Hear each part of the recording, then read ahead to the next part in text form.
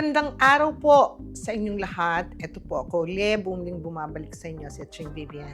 Before anything else, thank you Lord. At ako po'y narito muli upang makapagbahagi ako ng panibagong lutuin. Okay, so today, this is the part 3 series po ng leche flan. If you remember, nung part 1, gumawa ako ng leche flan. And then the other one, gumawa ako ng puto flan. And this time, gagawa po ako ng ube flan. Okay? Ito po ang aking mga ricados na gagamitin. First is 1.5 cup of dark brown sugar.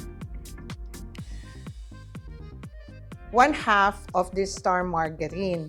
Ito pong star margarine na to ay galing pa ng Pilipinas. Nabibili to sa mga Asian stores. So, kalahati po nito gagamitin ko. I need 2/3 cups of water to make a syrup with this brown sugar. 1 can of evaporated milk.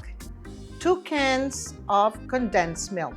And the main event, of course, is our ube. I need 3 packs. Each pack po is a pound.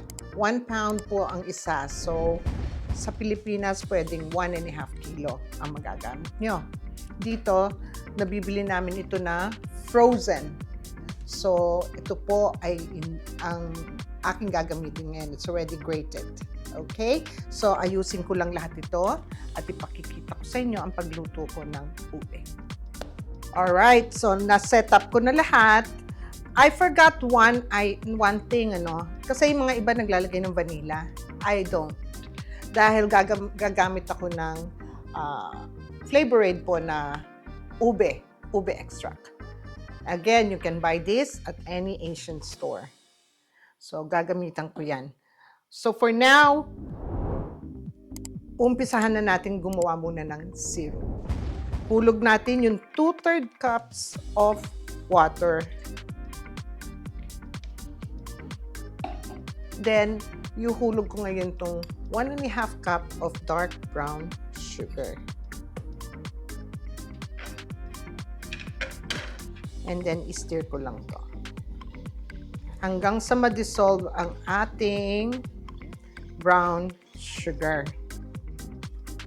Okay, so na-dissolve na po ang ating dark brown sugar syrup. Lalagay na ako ng 1 tablespoon of Flavor Aid ube extract.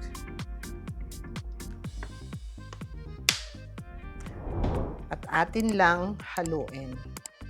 Once kumulo na to, ihuhulog naman natin ang ating grated ube. So yan, kung nakikita nyo, nakulo na ang ating tubig. So ilalagay ko na ngayon ang aking grated ube.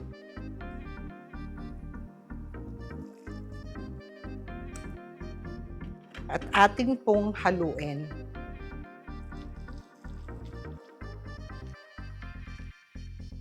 Dahan-dahan lang.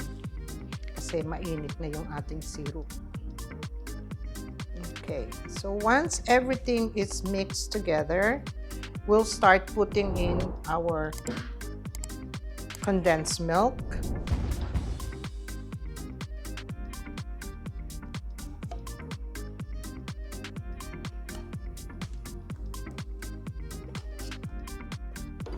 And now we'll put in our evaporated milk, 1 can of evaporated milk.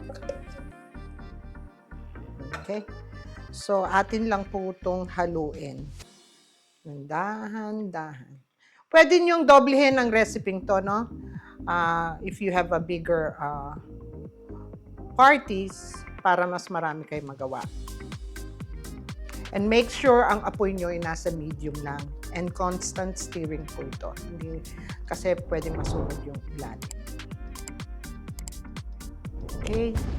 So, hahaluin lang natin ito ng hahaluin hanggang sa medyo lumapot at pagkatapos ihuhulog natin yung ating star margarine at babalikan ko po kayo. Okay, kung makikita nyo, lumalapot na po ang ating ube. It's now time na ilalagay ko ang ating star margarine. I put 1/3 po pala nung can, ay nung star margarine, which is half a cup.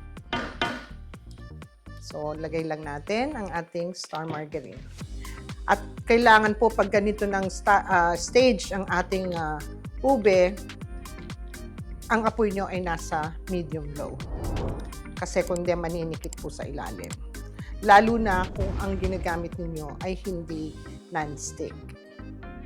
Okay? So, haluin lang natin ng haluin hanggang sa mag-thicken po ang ating ube.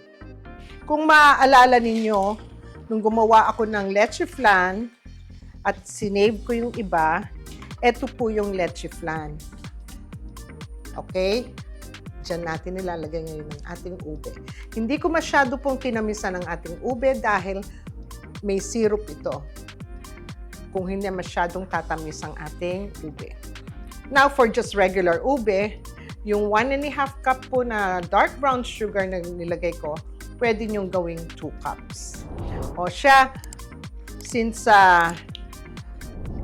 siguro mga another 30 minutes pa to, I'll just continue stirring it at babalik ako sa inyo para ipakita pagka very thick na ang ating ube. Alright? Okay. Eto na po tayo ngayon. Malapit nang maluto ang ating ube halaya. Naku, napakasarap. Kung makikita po ninyo, ay halos perfect na siya, pero konti pa kasi masyado pang malambot. Siguro we'll give it another 15-20 minutes. At saka, ayan, kung makikita ninyo ang aking kawali ngayon, ay pwede na po itong ating ube. So, papatayin ko na ito at palalamigin ko lang ng konti. This took me 45 minutes cooking time niya. Okay? At medyo palalamigin ko lang siya ng konti bago ko siya ilipat sa ating llanera. So, at pagkatapos, papakita ko po sa inyo ang ating finished product. Ayan, kung makikita ninyo, nilalagay ko na ito sa aking mga llanera. At napalamig ko siya ng konti. Ito, may ginawa akong isa. Okay? Ayan po. So, yung leche flan nasa ilalim, aayusin natin ngayon to sa ating mga llanera. Ililipat ko lang lahat ito sa llanera at pagkatapos, ipapakita ko sa inyo ang presentation ng ating finished product na ube flan. Okay? Pakaganda po ng ating ube halaya na may leche flan. Ito po ang ating finished product. Inartihan ko uli para maging presentable sa mga naman sa inyo at sa pag kayo magkaroon ng idea kung paano nyo ipipresenta pag kayo may handaan, pwede po nyo itong gawin. Anyway, ito po ang ating finished product. Ang ube flan. Okay? So, maraming salamat po sa inyong lahat, sa aking mga viewers, at sa aking mga subscribers. Ako po yung taus-puso nagpapasalamat sa inyo. Ganun pa man, gusto ko rin pong paalala muli sa inyo na sa mga iba na humihingi ng recipe, ay panoorin niyo po ang buong video and follow all the step-by-step guide.